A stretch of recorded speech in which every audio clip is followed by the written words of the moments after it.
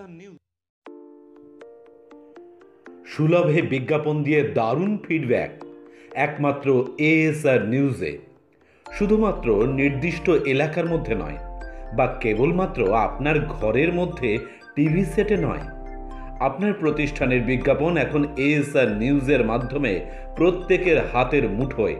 তাই আর চিন্তাভাবনা করে সময় নষ্ট না করে অল্প খরচে বিজ্ঞাপনের জন্য ফোন করুন স্ক্রিনে দেওয়া নম্বরে।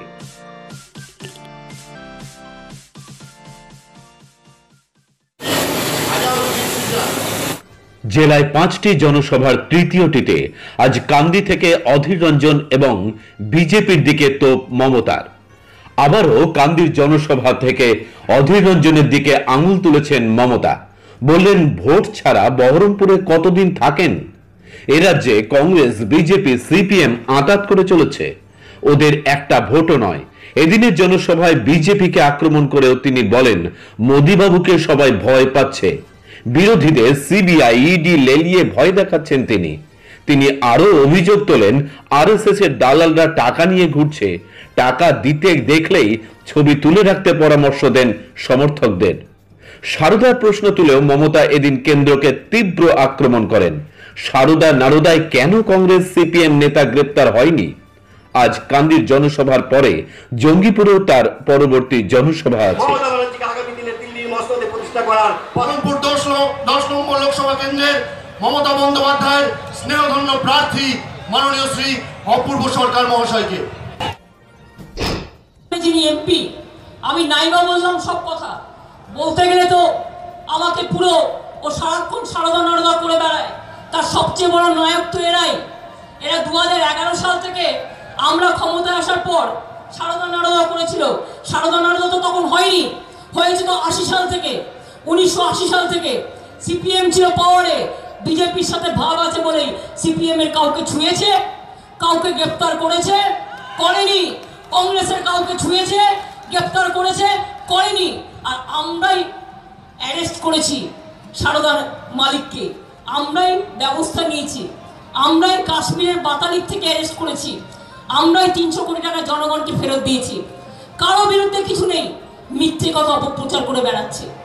জিজ্ঞেস করুন কমরেড, তুমি এখানকার এমপি, 2011 সাল থেকে তদন্ত হবে কেন? তৃণমূল কংগ্রেস সরকার আসার সময় থেকে 1980 সাল থেকে যে সিপিএম ছিল তাকে বাঁচাবার জন্য, তাকে বাঁচাবার জন্য।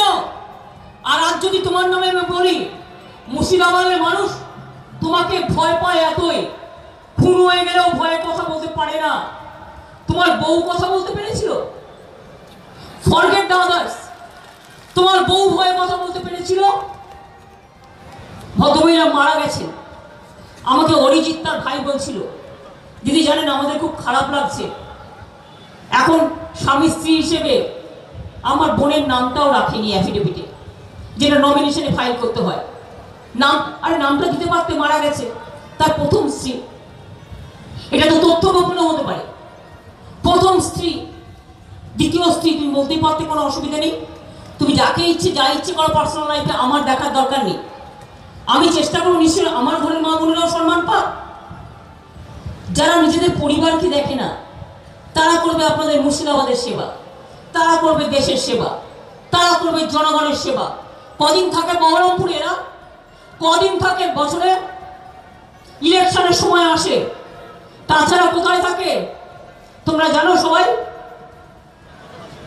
4 বছর আসেনি। তুমি বলো কোথায় থাকে? তুমি জানো? আরে দিল্লি ছাড়া আর কোথায় থাকে সেটা বলো। বলছে বৈদিক ভিলেজ, এটা ঠিক বলেছে। আমি ভাবছিলাম জানবে না, কিন্তু ঠিকই বলেছে, খবর রাখে। সুতরাং বেশি কথা, আমাদের বেশি মুখ না খোলানোই ভালো। তৃণমূল কংগ্রেস ভোটটা জোড়া ফুলে তৃণমূল কংগ্রেসকে দিন। কোনো কুৎসা বা কোনো অপপ্রচার বা কোনো চক্রান্তের কাছে মাথা বিরোবেন না। এনআরসি চান না তো?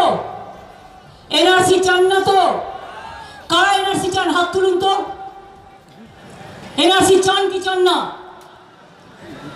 বিজেপির কাজ কিন্তু সব তাড়িয়ে দেওয়া, সবার নাম বাতিল করে দেওয়া।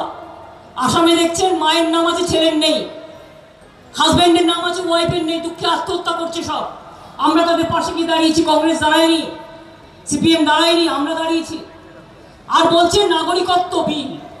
নাগরিকত্ব বিল কি জানেন? আপনি নাগরিক আছেন, আপনাকে 5 বছরের জন্য বিদেশি হয়ে যেতে হবে। আমি নাগরিক, 5 বছরের জন্য আমায় বিদেশি হতে হবে। তারপরে ওনারা নিজেরাই থাকবেন, উনি আর কাকে নাগরিকত্ব দেবেন? আমরা কি নাগরিক নই? এখানে বসবাস করি, আমার বাড়ি আছে, আমার ঘর আছে, আমার ভোটার লিস্টের নাম আছে, আমার চাকরি ক্ষেত্রে আমার কার্ড আছে, আমার স্কুল কলেজের সার্টিফিকেট আছে, কারো বা রিক্সার লাইসেন্স আছে, কারো বা হকারের লাইসেন্স আছে, কেউ বা স্কুলে কাজ করে, কেউ বা মাঠে কাজ করে, কেউ বা শ্রমিকের কাজ করে। কি আমরা নাগরিক নই? নতুন নাগরিক হতে হবে। মানে আমরা যারা আসল নাগরিক সব বিতাড়িত করে মোদিবাবু সবাইকে বিদেশি বানিয়ে দেবে। সেটা হবে না বাবু, ও গুড়ে বালি, সেটা হবে না। চলবে না অন্যায়, টিকবে না ফন্দি।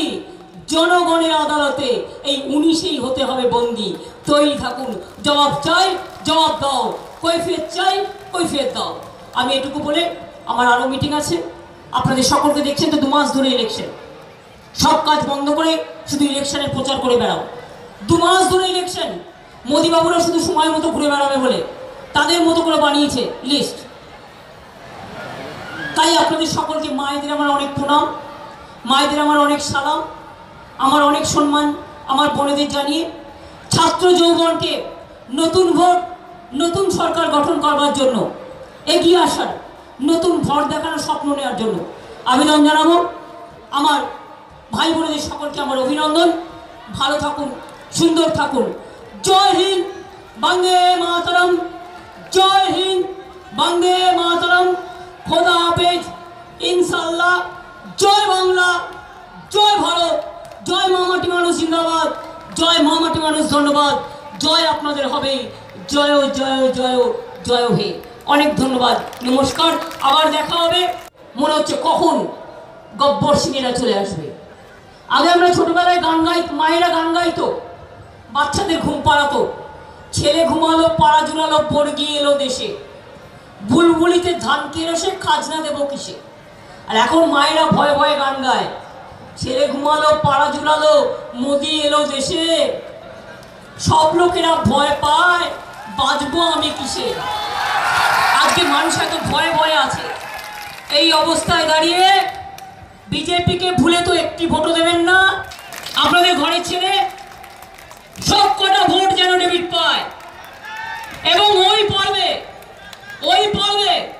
মনে রাখবেন, কখনো কখনো অসুর বধ করবার জন্য মা দুর্গারা আবির্ভূত হয়, কখনো কখনো অসুর বধ করবার জন্য